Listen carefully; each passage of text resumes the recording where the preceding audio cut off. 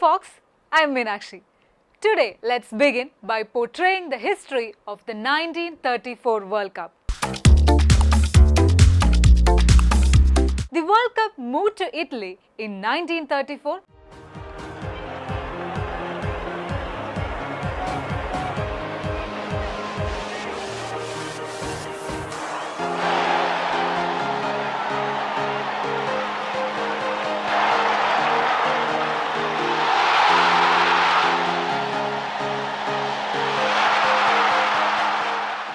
After its bid was accepted by FIFA, overlooking the claims of Sweden, the Azuris were naturally delighted to showcase their organizational capabilities, though the rest of the world was least interested.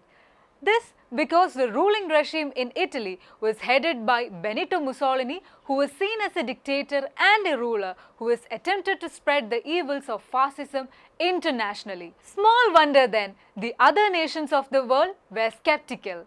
But truth be told, Italy did much better in many ways than Uruguay in terms of the hosting event in 1930. However, the fledgling tournament still suffered as Uruguay in a tit-for-tat against Italy, which failed to make the trip to Montevideo, chose not to defend its title for political reasons.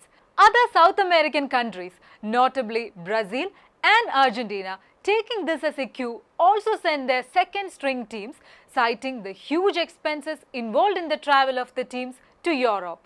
In the case of Argentina, there was apparently one more reason, the infighting which had developed between the senior members of the squad. Consequently, both Brazil and Argentina made early exit from the tournament, losing out to Sweden and Spain respectively. Be that it may be so, Italy, to put it best forward to organizing the tournament in a befitting fashion, pumping in a lot of lire in dressing up the 8 stadia where the 17 matches were held. For the first time, the World Cup also saw qualifying matches take place as a total of 32 teams were in the fray for the 16 available slots in the final round.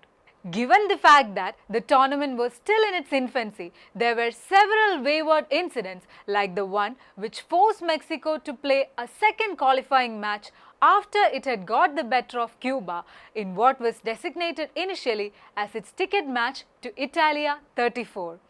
This came about as the United States, the semi-finalists in 1930, entered its team into the qualifying round much later than the last date for applying, but still FIFA chose to accept its entry. Losing this tie against the Americans, the Mexicans were forced to return home a dejected lot.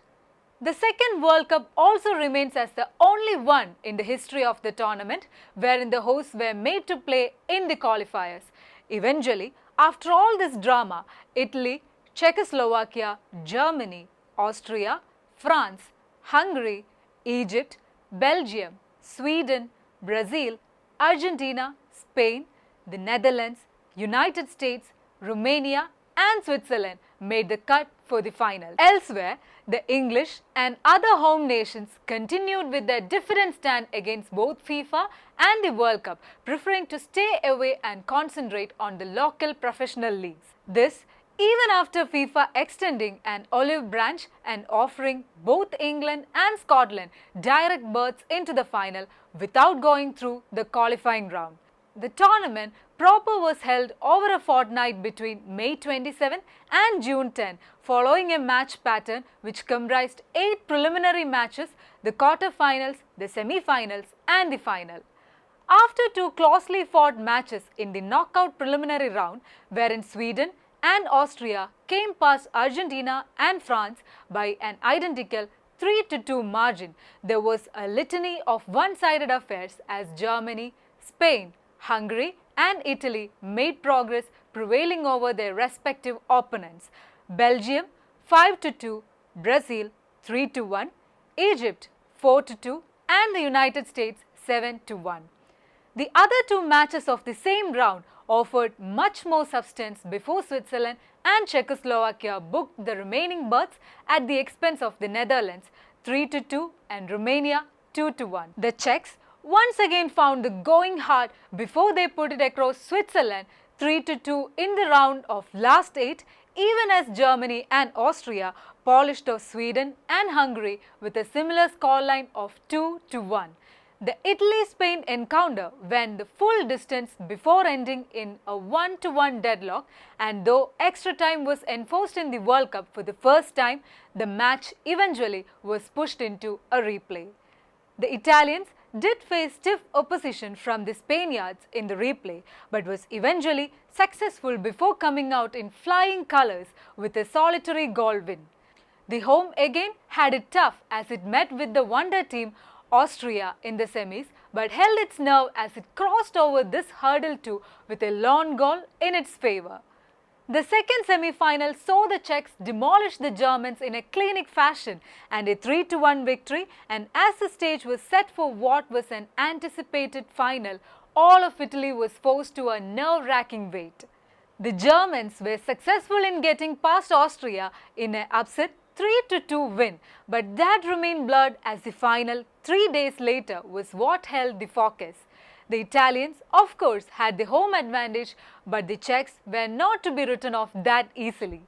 The record crowd of 48,000 found out this exactly as the two sides got into a tremendous fight for supremacy, and the Czechs grew first blood after a barren first half.